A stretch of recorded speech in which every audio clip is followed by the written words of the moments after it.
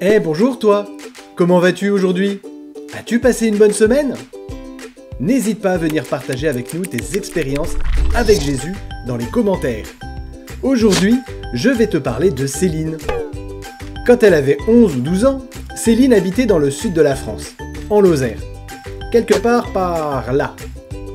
Chaque été, elle partait avec ses parents et sa sœur Marianne dans les Pyrénées. Tu vois, ce sont les montagnes ici. Le samedi, pour passer la journée de sabbat, ils se rendaient dans la nature.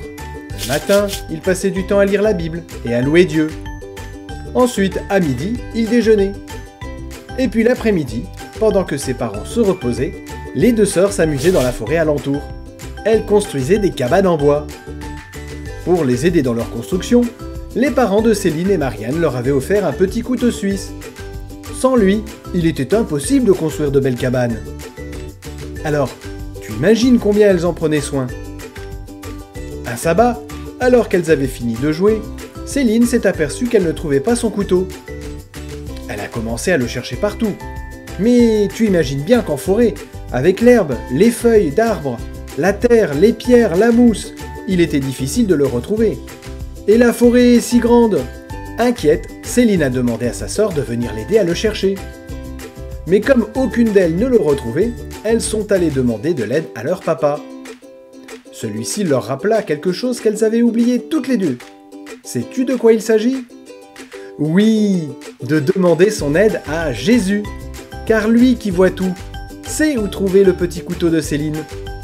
Alors elles se sont mises à genoux et ont demandé l'aide de Jésus.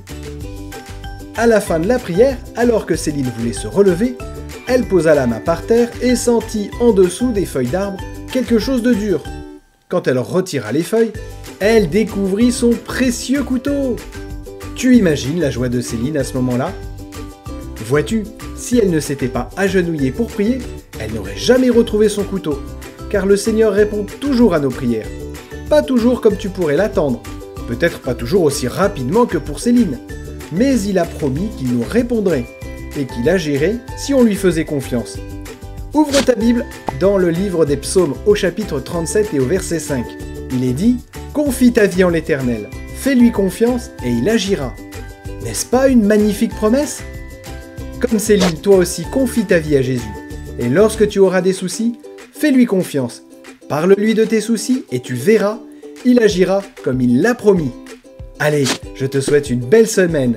Que Dieu te bénisse abondamment. À bientôt.